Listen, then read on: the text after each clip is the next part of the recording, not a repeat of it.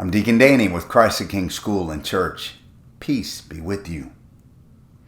Dictionary.com defines pride as a high or inordinate opinion of one's own dignity, importance, merit, or superiority, whether as cherished in the mind or as displayed in bearing, conduct, possession, or accomplishments.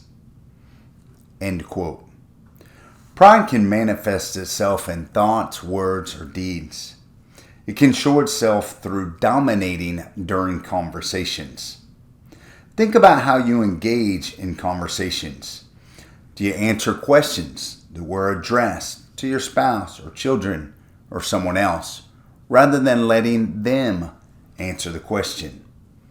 If so, it's an act of humility and love to allow them to have a voice. In conversations, rather than discussing accomplishments that put you or your family in the best light, you can speak well of a coworker, a friend, or a child's friend. A sad consequence of the sin of pride is isolation and loneliness. Because when we live in pride, we see everyone as someone with whom we're in competition against. This type of competition makes life-giving connection very difficult. This unhealthy competition can even seep into our marriages and families. Spouses competing against one another.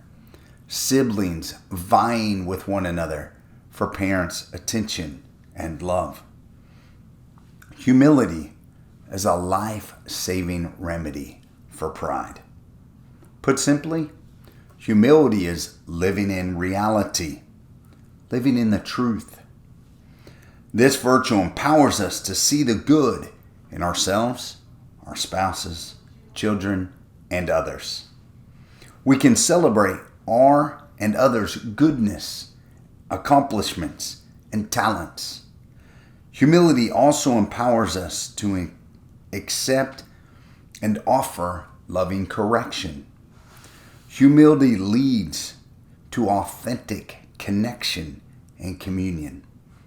Take some time today and visit with Jesus about your experience with pride and humility in the last week.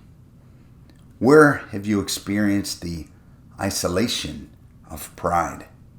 Where have you experienced the connection of humility? Let's pray for one another. God bless.